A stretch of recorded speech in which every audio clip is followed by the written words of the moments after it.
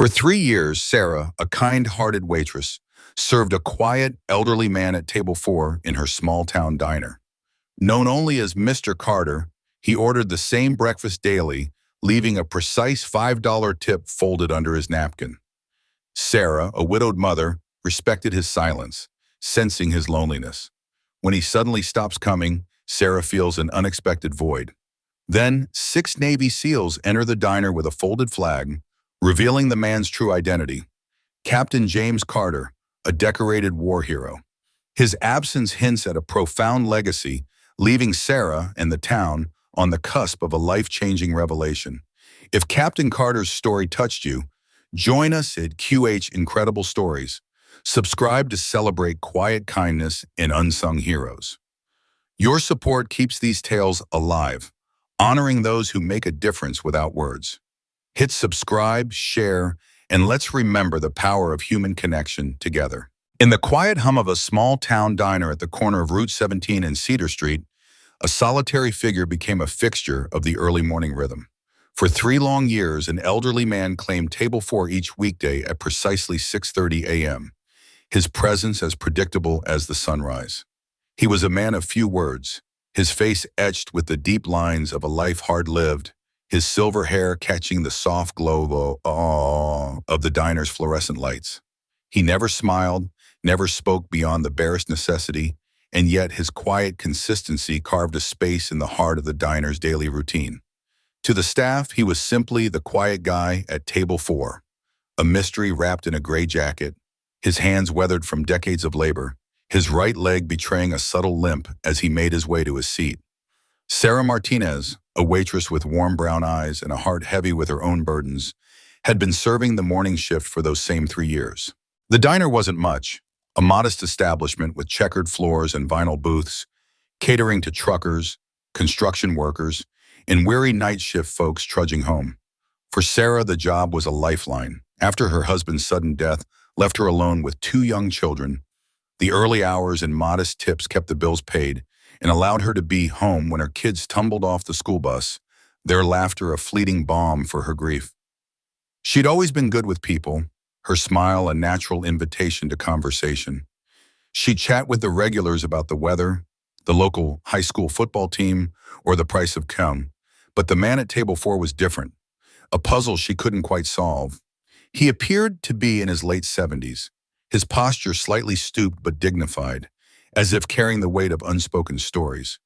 His gray jacket, worn regardless of the summer heat or winter chill, seemed a shield against the world. Sarah noticed the way his hands moved, deliberate, precise, the knuckles gnarled from years of toil. She wondered what those hands had built, what they'd held, what they'd lost. His routine was unchanging, a ritual that bordered on sacred. Each morning he'd nod when Sarah approached, her notepad poised. "The usual?" she'd ask, her voice soft but warm. Another nod, barely perceptible. 2 eggs over easy, wheat toast, black coffee, no cream, no sugar. He ate with a methodical grace, never rushing, his gaze often drifting to the window where the intersection buzzed with the slow crawl of morning traffic. The bill always came to $8.50, and every day he left exactly $13.50. $8.50 for the meal, $5 for the tip. That tip, though, was more than a gesture. It was a quiet ceremony.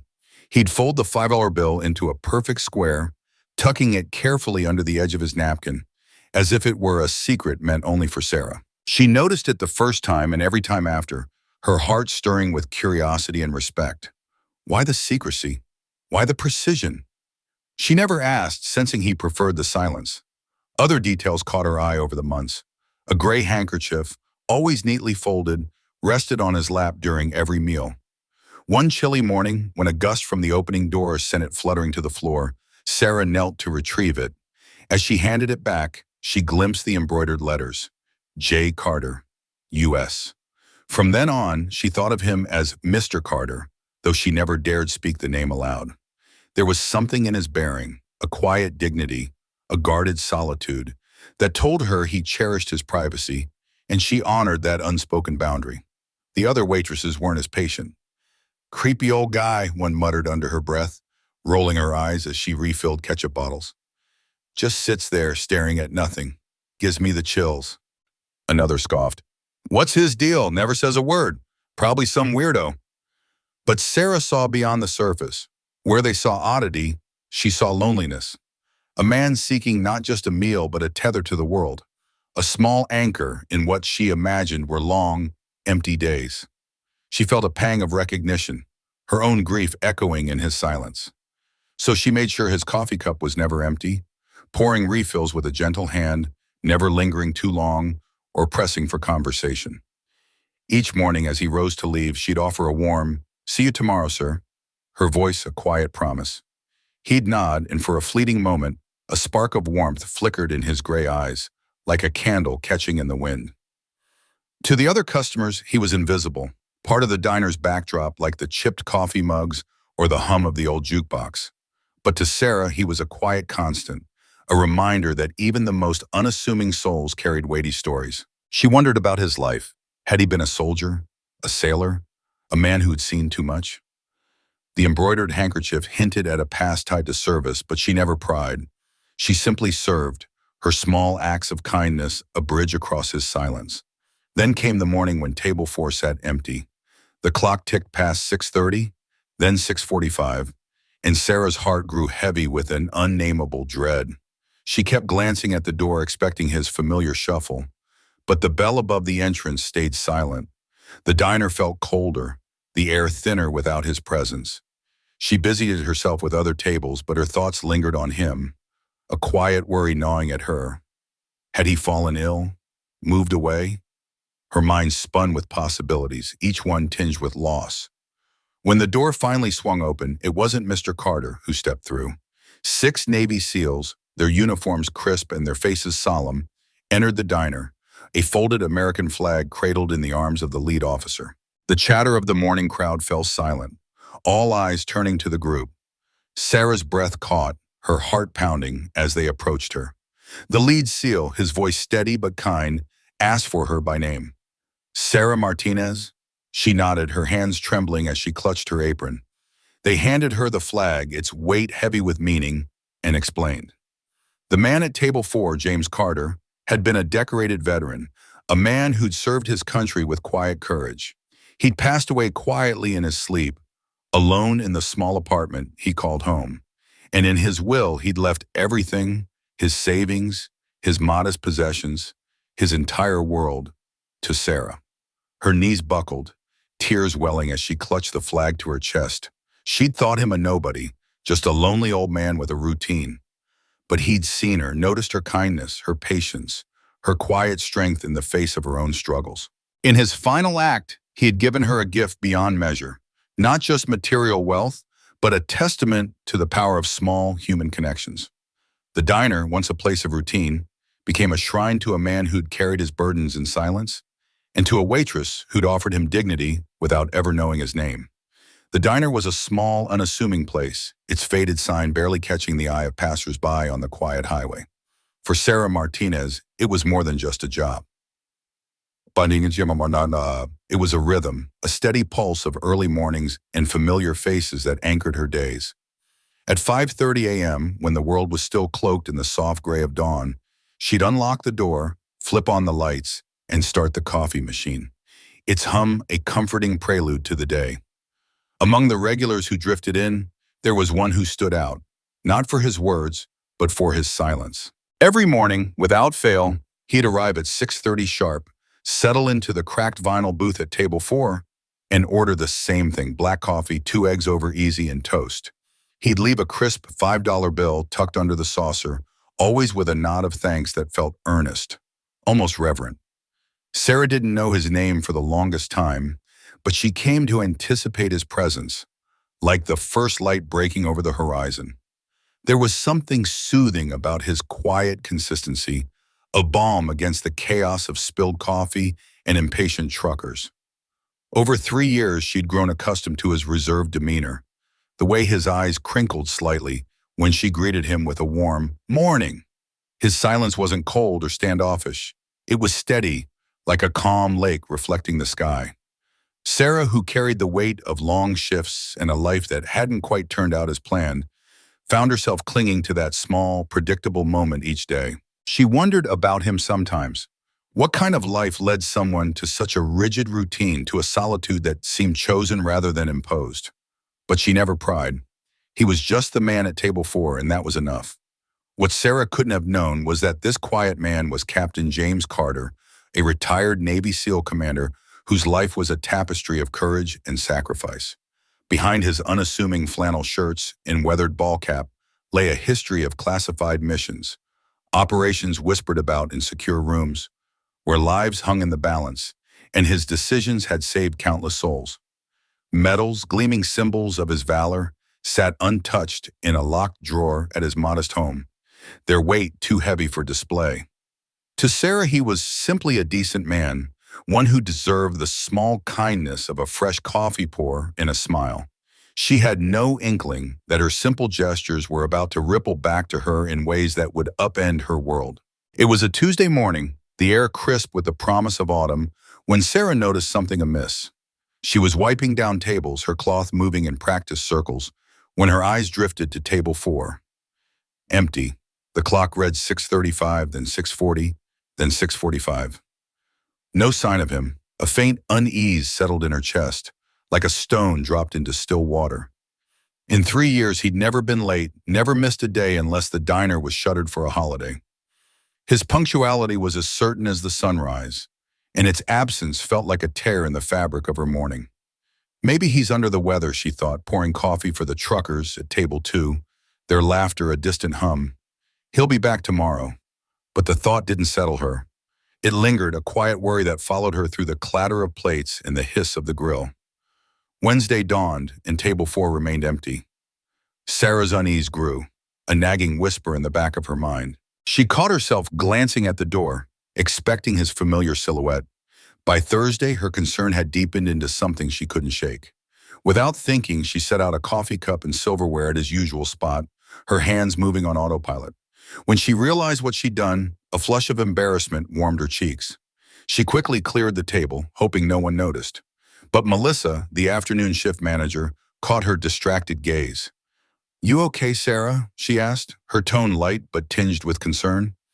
"You keep staring at that empty table like it's gonna talk to you." Sarah forced a smile, brushing a strand of hair behind her ear. "Just wondering about a regular. Haven't seen him in a few days." Her voice was casual, but her heart wasn't in it. Melissa shrugged, her practicality cutting through the moment. "Probably found a cheaper spot, or maybe he got tired of sitting alone every morning for 3 years. Kind of weird when you think about it." Sarah nodded, but she didn't agree. It wasn't weird. It was steady, reliable, like the ticking of a clock. People like that didn't just vanish without reason. The thought gnawed at her, a quiet dread that something was wrong. Friday morning brought a sluggish breakfast crowd, the diner quieter than usual. Sarah was refilling the coffee station, the familiar gurgle of the machine grounding her, when a low rumble broke her focus. Through the diner's smudged windows, she saw a black SUV pull into the lot, its government plates gleaming under the morning sun.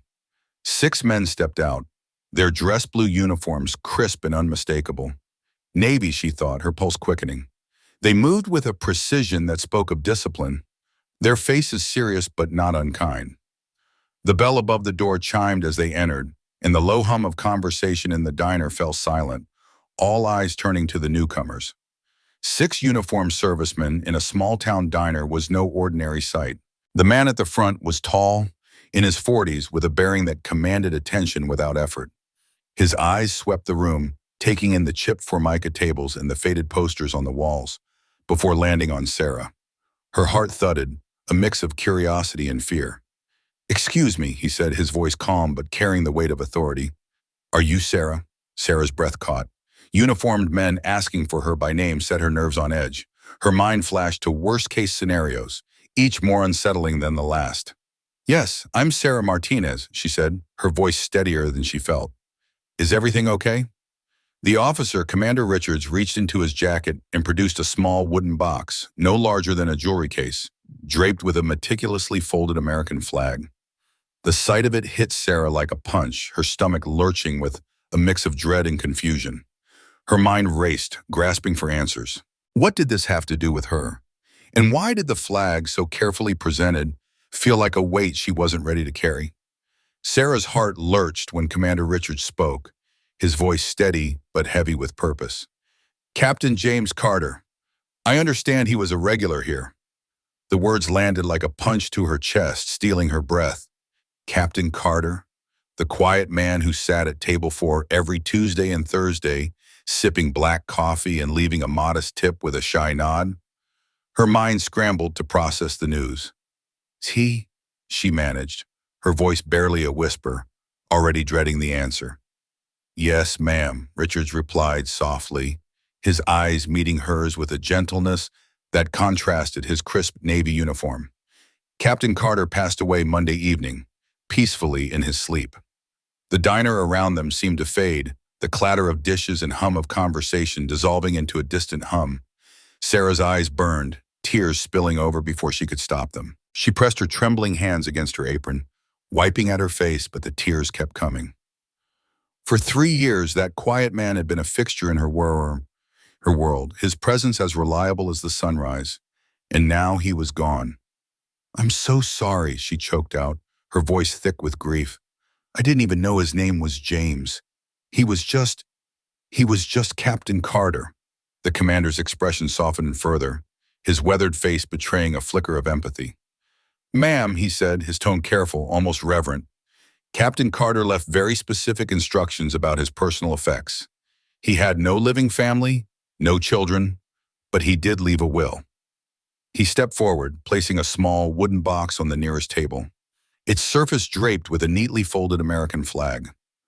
The sight of it made Sarah's breath catch again. An engraved nameplate gleamed under the diner's fluorescent lights.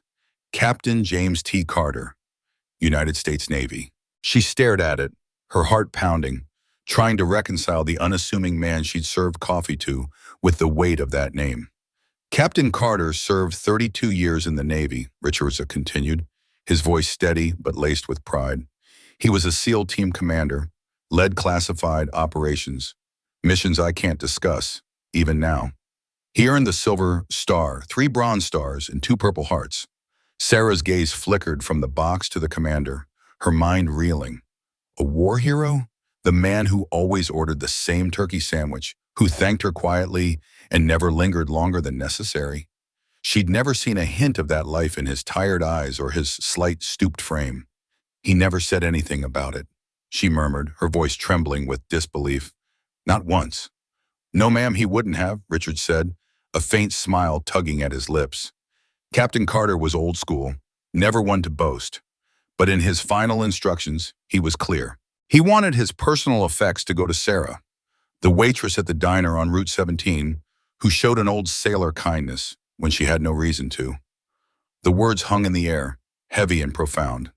Sarah felt the weight of every eye in the diner on her, the regulars at the counter, the young couple in the corner booth, the truckers nursing their coffees. The room had gone still, as if everyone understood they were witnessing something sacred. Sarah's cheeks flushed, but she couldn't tear her eyes from the box. It wasn't just a bomb, it was a piece of a man's life, a life she'd barely glimpsed but had somehow touched. Another SEAL, younger, with kind eyes and a voice that carried a quiet warmth, stepped forward. Ma'am, he said, his tone earnest, Captain Carter didn't have family, but he talked about this place, about you. He said you were the only one who looked at him like he was still worth something. The words pierced Sarah's heart, and the tears she'd been fighting spilled freely now, streaming down her face. She didn't care who saw. She thought of Captain Carter's small smiles, the way he'd always ask how her day was, his voice so soft it was almost lost in the diner's bustle. He was always so polite, she said, her voice breaking. So quiet. I just tried to be kind, that's all. Commander Richards nodded, his eyes glinting with something like admiration. That's exactly what he said you'd say, ma'am. He told us you'd probably think you hadn't done anything special. But to a man who spent his final years mostly alone, your kindness was everything. He gestured to the box, his voice softening further. These are his personal effects. There's a letter in there written just for you, and some other items he wanted you to have. Sarah's hands shook as she reached for the box, her fingers brushing the smooth wood. It was heavier than she'd expected, warm to the touch as if it had been basking in sunlight. She hesitated, glancing at the commander. "Can I?" she asked, her voice barely audible. "Of course, ma'am," he replied. "It's yours now." The diner remained hushed, every soul present holding their breath as Sarah carefully unfolded the American flag, her movements slow and reverent. The six SEALs stood at attention, their silence a tribute to their fallen commander. Sarah lifted the lid, her heart pounding in her chest. Nestled in soft black velvet were the pieces of a life she'd never known, a life of courage, sacrifice, and quiet dignity. The first item she saw was a gray handkerchief, its edges frayed but meticulously folded, the same one she'd seen Captain Carter use to dab his brow on warm summer days. Her throat tightened as she realized how little she'd known about the man who'd quietly shaped her days. Sarah's mind drifted to those countless mornings when Captain Carter would slip into the diner, always choosing table 4 by the window. She'd bring him his coffee without him asking, and he'd nod in thanks, his eyes crinkling with a gratitude that felt deeper than the moment warranted. She'd never thought much of it, just a small gesture in a job filled with them. But now, holding this box, she felt the weight of every smile, every quiet thank you, every moment she'd treated him like he mattered. She hadn't known his story, but she'd seen him, and somehow that had been enough. The letter tucked beside the handkerchief seemed to call to her. She didn't open it, not yet. It felt too private, too sacred for this moment, with so many eyes watching. Instead, she let her fingers linger on the handkerchief, her heart swelling with a mix of sorrow and honor. Captain Carter had walked quietly beside her for 3 years, a steady presence she'd taken for granted. Now he was gone, and the void he left behind ached in her chest. But in that void, she found something else. The realization that her small acts of kindness had mattered, had been a lifeline to a man who'd carried the weight of a hero's life in silence. Type remember if you believe that quiet kindness can change an entire life, and write their name below, just one name, so we never forget those quiet moments. Dear Sarah, if these words have found you, then I've moved on from this world, and my friends have kept their promise to deliver this to you. I hope you'll forgive an old sailor for never telling you who I was. My name is James Thomas Carter, and for 32 years, I served my country as a Navy SEAL. I led men into battles that seemed unwinnable, into shadows where courage was all we had. By some miracle, I brought most of them home, though not without scars, some visible on, like the Purple Hearts I earned, others carved deep into my soul. The medals and commendations I received now sit in a drawer, gathering dust, their shine dulled by the absence of the brothers who fought beside me. They mean little without the men who gave everything to earn them. But in the last 3 years of my life, Sarah, it wasn't the missions or the medals that gave my days purpose. It was the simple act of walking into your diner at 6:45 every morning, the bell above the door chiming softly, and seeing you look up with that warm, unhurried smile. You didn't know I was a SEAL, or that I lived alone in a house too quiet for one man's thoughts. You didn't know that some days your kind words, "Good to see you, sir," were the only human connection I had.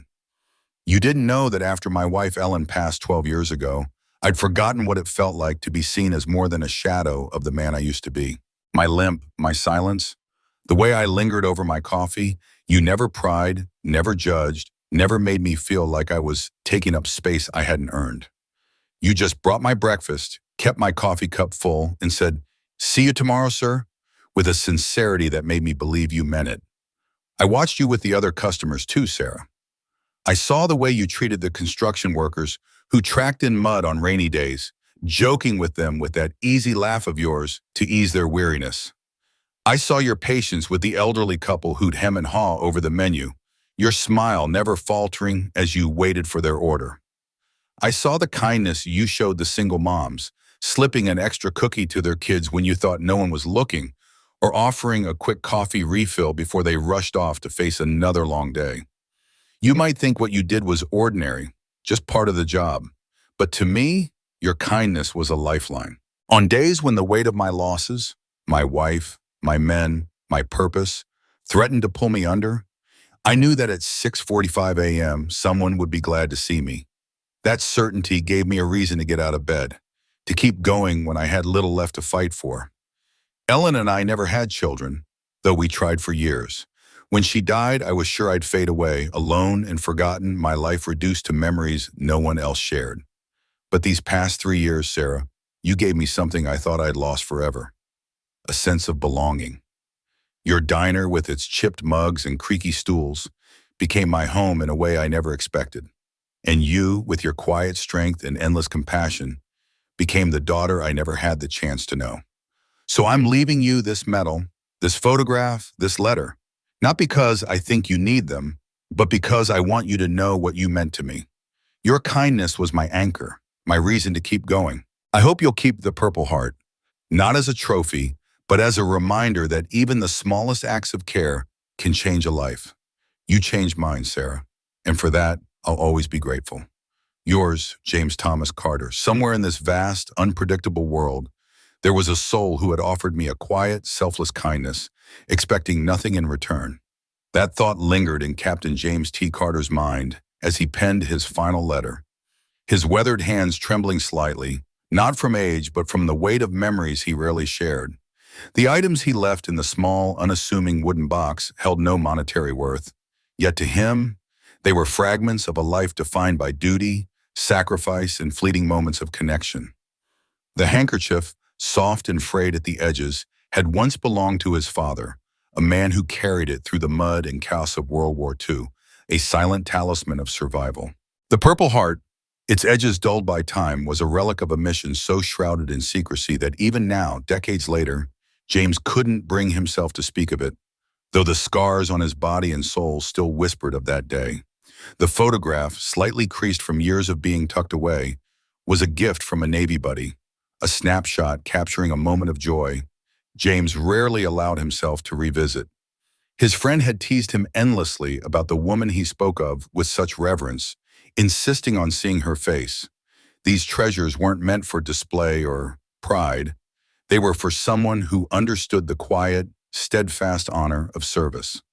James had watched Sarah Martinez every morning at the diner, her steady hands pouring coffee, her warm smile unwavering even when customers snapped or ignored her. To him, her work was a form of service, not the kind that earned medals, but the kind that stitched the world together, one small act at a time.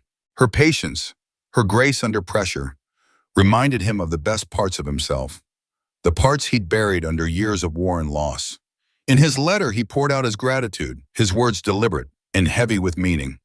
He wanted Sarah to know that her kindness had given him a tether to the world when he felt himself drifting. The box was his way of entrusting her with his legacy, not because she needed his tokens, but because they needed her, someone who would hold them with care. Alongside the box, James had arranged for a separate envelope, delivered by his lawyer. It contained a modest sum of money, not enough to upend Sarah's life, but enough to ease the burden of her children's education, or whatever dreams she held close. He imagined her hesitation, her instinct to refuse, and his heart ached at the thought. In his letter, he pleaded with her to accept it, framing it as the final wish of an old sailor who had little left to give. He didn't want his military past to define him in her eyes.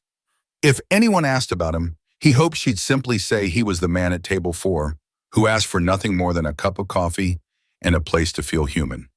With every word, he poured out his profound respect for Sarah, signing his name with a quiet pride. Captain James T. Carter, United States Navy, retired. When Sarah read the letter aloud in the diner, her voice cracked under the weight of each sentence. Tears carved silent paths down her cheeks, her hands trembling as she held the paper, its words sinking into her heart. The diner, usually alive with clinking dishes and murmured conversations, fell into a hushed reverence, as if the air itself recognized the gravity of the moment. Sarah's mind raced, grappling with the realization that the quiet man at table 4, who always tipped generously and spoke softly, had carried such a monumental past. She felt unworthy of his trust, yet deeply honored, her chest tightening with a mix of grief and gratitude. Commander Richards, a tall man with a steady gaze, reached into his jacket and produced the second envelope, his movements deliberate. "Ma'am, this is from Captain Carter's lawyer, as he mentioned," he said, his voice low but firm. Sarah's eyes lifted, meeting the gazes of the 6 Navy SEALs standing solemnly around her table. Their presence felt surreal, like a scene from a movie she didn't belong in. Hesitantly, she asked, Was he, was he really as decorated as you said? Her voice was barely above a whisper, laced with awe and disbelief. A young SEAL, his face etched with quiet reverence, stepped forward. Ma'am, Captain Carter saved my uncle's life in Afghanistan in 2003, he said, his words thick with emotion. My uncle spoke of him like he was larger than life, an officer who'd walk through fire for his men and never once seek the spotlight. The young man's eyes glistened, and Sarah could sense the depth of his gratitude, a legacy passed down through stories told in quiet moments. Commander Richards nodded, his expression softening. Captain Carter was a legend among us, he admitted. But in his later years, he pulled away, became a bit of a recluse. We were worried, to be honest. Then he started mentioning this diner. And you, Sarah.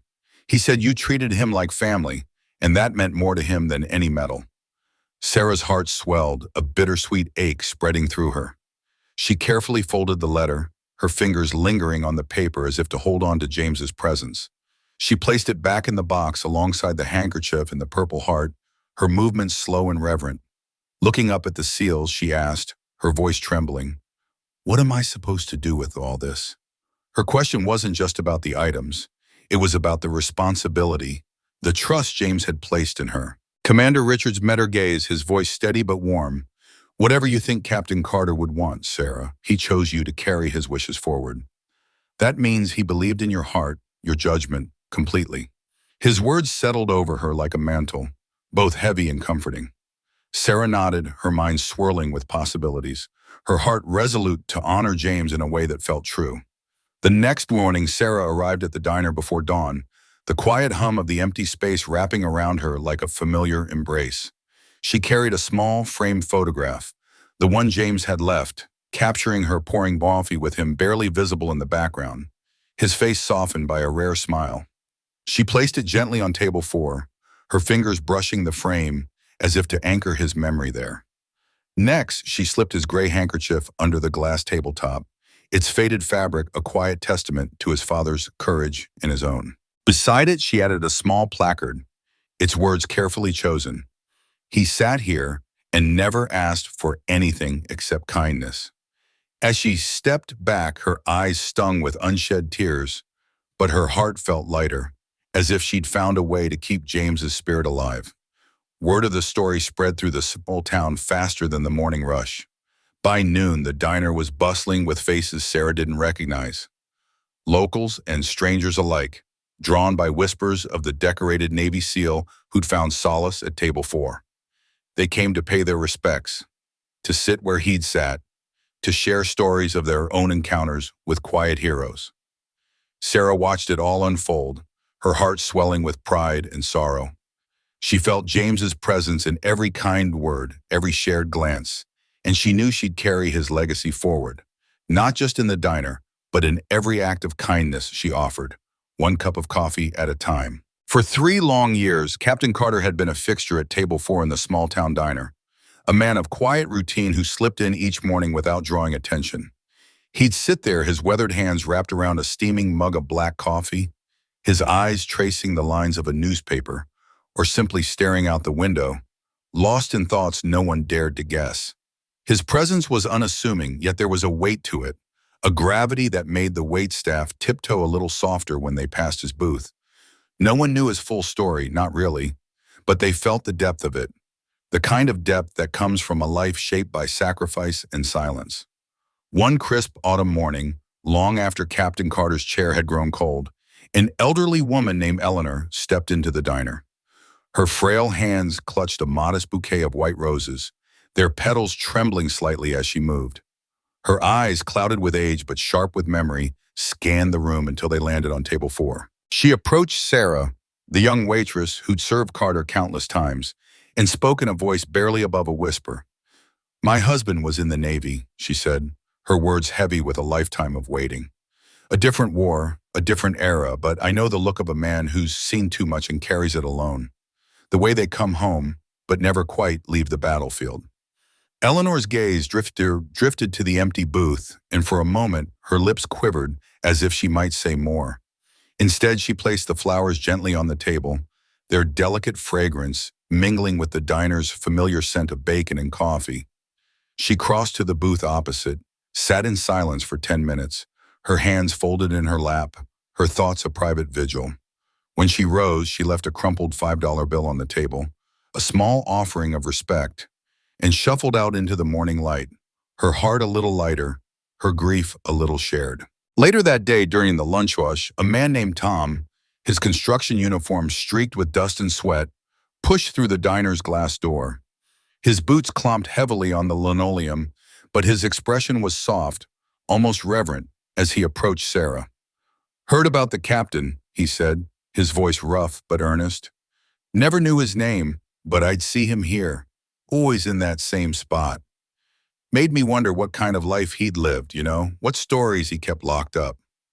Tom's eyes flickered with curiosity and respect, the kind of respect born from recognizing a man who'd walked a harder road than most. He ordered a black coffee, no cream, no sugar, and took a seat at table 4. He stayed just long enough to finish his drink, his calloused fingers tracing the edge of the mug as if searching for some trace of the man who'd sat there before. Before he left, Tom reached into his pocket and pulled out a small American flag pin, its edges worn from years of being carried. He set it beside Eleanor's flowers, a quiet tribute, and walked back to his truck, his heart heavy with thoughts of duty and loss. By the end of the week, Table 4 had transformed into something sacred, an unspoken memorial that grew with each passing day. It wasn't mournful, not in the way of funerals or graveyards, but a place of quiet honor, a testament to a man who'd served without seeking glory. Locals began to leave their own tokens of respect, a chipped coffee mug from the nearby Veterans of Foreign Wars post, its handle worn smooth by countless hands, a collection of military challenge coins, each one etched with the insignia of a different unit, faded photographs of fathers, brothers, and sons who'd served in wars long past. Each offering came with a story, whispered to Sarah as she refilled coffee or cleared plates. The diner's owner, Mike Patterson, a gruff man with a soft spot for his regulars, had initially worried that the growing shrine might unsettle his customers, that it might turn his cozy diner into a place of somber pilgrimage. But the opposite happened. The memorial drew people in, not gawkers or thrill seekers, but neighbors, veterans, and folks who understood the quiet weight of service. They came to sit, to reflect, to share a moment of silence with a man they'd never truly known. Sarah, with her quick smile and tireless energy, found herself becoming the guardian of Captain Carter's legacy. Customers would ask about him, their voices low and curious, and she'd share what little she knew, her words painting a vivid picture of the man who'd been her most steadfast regular. "He was always polite," she'd say, her eyes softening with memory. "Never raised his voice, never complained, even when we were slammed and his order took too long. He tipped generously, too, always with a nod and a quiet thank you. He treated everyone like they mattered." Sarah's heart swelled with pride as she spoke, but there was a pang of regret, too, a wish she'd known more about him and that she'd asked him about the life he kept so carefully hidden. When a reporter from the local paper came sniffing around, eager to spin Captain Carter's story into a headline about a secret war hero, Sarah's jaw tightened. "He came here for 3 years because no one pestered him," she said firmly, her voice laced with protectiveness. "I'm not about to change that now." The reporter left empty-handed, and Sarah felt a quiet triumph, as if she'd preserved something sacred. Mike Patterson, who'd run the diner for 20 years and seen countless faces come and go, surprised even himself with his next decision. One evening after the last customer had left, he stood by table 4, his hands in his pockets, his eyes tracing the collection of tributes. The next day, he hung a small wooden sign above the section where table 4 sat, its letters carefully carved. "The Quiet Corner. For those who prefer peace to conversation, service to recognition." The words felt right, like they'd been waiting to be spoken. The Quiet Corner became a haven for others like Captain Carter. Elderly folks who savored their breakfast slowly, their hands trembling but their dignity unshaken. Night shift workers who craved silence and a strong cup of coffee before facing the world. People carrying private burdens who needed a place to sit without being asked to explain. Conversations in the quiet corner were hushed, respectful, as if Captain Carter's spirit still lingered, guiding the space with his calm presence. Every Monday morning, Sarah honored him in her own way. She'd set table 4 with a single place setting, the fork and knife aligned just so, and pour a cup of black coffee, its steam curling into the air. She'd let it sit for exactly the time it used to take Captain Carter to eat his meal, her eyes occasionally drifting to the empty booth as she worked. When the time was up, she'd clear the table, her movements deliberate, almost ceremonial. But before she moved on, she'd rest her hand on the back of his chair, her fingers brushing the worn wood, and whisper, "See you tomorrow, sir." The words were a promise, a quiet vow to keep his memory alive. Each time she spoke them, her chest tightened with a mix of gratitude and loss, as if she were saying goodbye and hello all at once. One Monday, a young Navy sailor named Ethan, home on leave, stepped into the diner. His uniform was crisp, his posture rigid, but his eyes betrayed a nervous curiosity. He'd heard about Captain Carter from a buddy at the base, tales of a legendary SEAL whose quiet strength had left a mark on the small town. Ethan wanted to see the place where the captain had spent his final years, to sit where he'd sat, to feel some connection to a man whose life seemed both distant and achingly real. He took a seat at table 4, his hands clasped tightly in his lap, his heart racing with a mix of awe and uncertainty. As he looked at the flowers, the flag pin, the coins, and the photographs, Ethan felt a lump rise in his throat. He thought of his own future, the missions that awaited him, the weight of duty he was only beginning to understand. Sarah watched him from behind the counter, her heart aching for the young man who seemed to carry the same quiet resolve she'd seen in Captain Carter. She brought him a coffee, black, and said nothing, letting him have his moment. Ethan stayed for a while, his thoughts a tangle of pride, fear, and gratitude. And when he left, he felt a little stronger, a little more ready to face whatever lay ahead. Every morning, just as the first rays of sunlight crept through the diner's smudged windows, the man at table 4 placed the same order with a voice as steady as the ticking clock above the counter. "2 eggs over easy, wheat toast, and black coffee, please," he'd say, his words polite but clipped, as though he didn't want to take up too much of anyone's time. Sarah, the waitress who'd worked the morning shift for years, always nodded with a warm smile, jotting down the orders she already knew by heart. She didn't know much about the man, only that his name was James Carter, that he liked his coffee scalding hot, and that he carried a quiet dignity that seemed to fill the space around him. To Sarah, he was just a regular, someone whose presence felt like a small anchor in the chaos of her early morning rush. But in her heart, she felt a flicker of something deeper, a sense that this man, with his neatly pressed shirts and weathered hands, deserved more than just a quick pour of coffee. He deserved to be seen. When Sarah brought his check one crisp autumn morning, Carter did something that made her pause. He left exactly $1,350 on the table, the bill stacked neatly, almost reverently. $850 covered the modest cost of his meal, but the rest, a crisp $5 bill, was folded into a perfect square, tucked carefully beneath the corner of his napkin. As he stood to leave, his coat draped over one arm, he caught Sarah's eye and murmured, "For the captain." His voice was soft, almost a whisper, but it carried a weight that lingered in the air long after he'd walked out the door. Sarah stood there, her hands trembling slightly as she picked up the folded bill. She didn't know why, but her chest tightened with a mix of gratitude and sorrow. She carried the bill to the small memorial table near the diner's entrance, where a handful of trinkets and notes had accumulated over time, a place to honor those who'd left their mark on the town. She placed the folded $5 bill among the mementos, her fingers lingering on it for a moment. In that quiet act, Sarah felt she was preserving something sacred, a tradition that deserved to live on. James Carter had no family to carry his name forward, no children to share stories of him at Thanksgiving, no siblings to place flowers on his grave on his birthday. His life, to an outsider, might have seemed solitary, even empty. But to Sarah, he was far from alone. Through her small acts of kindness, refilling his coffee without being asked, offering a smile when he seemed lost in thought, Carter had become part of the town's heartbeat.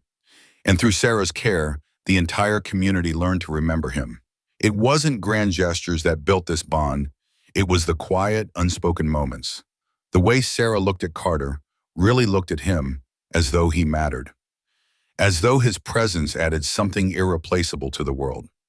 To her, he wasn't just another customer. He was a person with a story, even if she didn't know the details. And in that simple recognition, she gave him something he carried with him all his life: dignity. What Sarah didn't know, what she couldn't have known, was that James Carter was more than the unassuming man who sat at table 4. He was a decorated war hero, a captain who'd led classified missions that saved countless lives. His chest, hidden beneath those pressed or best shirts, bore the weight of medals earned through decades of service. But Carter never spoke of it. Not once did he mention the sacrifices, the sleepless nights, or the comrades he'd lost. To him, those honors belonged to the past, locked away in a box he rarely opened. What mattered now was the warmth of the diner, the clink of silverware, the way Sarah treated him like he belonged. And yet, in his quiet way, Carter was still giving. When he left that $1,250 on the table, it wasn't just a tip, it was a legacy. The money was enough to cover Sarah's daughter's first year of college tuition, a dream Sarah had tucked away in the back of her mind, thinking it might never come true. It paid for her son's dental work, a nagging worry that insurance had refused to touch.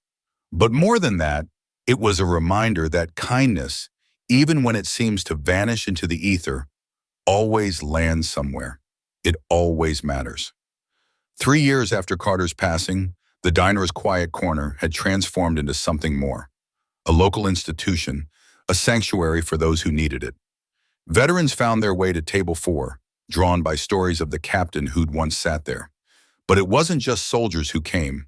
It was anyone who felt adrift, anyone who needed a place to sit and breathe without questions or judgment. Sarah still worked the morning shift, her apron stained with coffee and her smile as patient as ever. But something in her had shifted. She'd always been kind, but now she understood the weight of that kindness in a way she hadn't before. Every person who sat alone at a table carried a story, some heavy with loss, others bright with hope. Every quiet customer held something inside, whether it was grief, pride, or a dream they hadn't dared to speak aloud. And every small act of decency, every refilled cup, every gentle groaning had the power to change someone's world. Behind table 4, the diner's owner, Mike Patterson, had hung a simple wooden sign.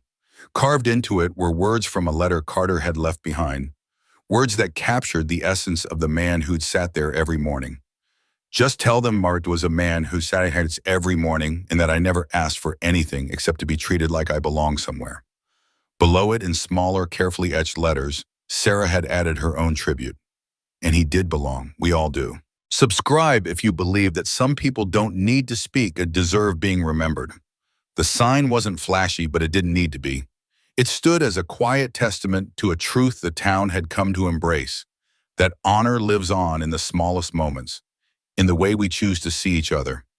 And in that diner, in that quiet corner, James Carter's legacy lived on, not in medals or monuments, but in the warmth of a community that had learned to remember.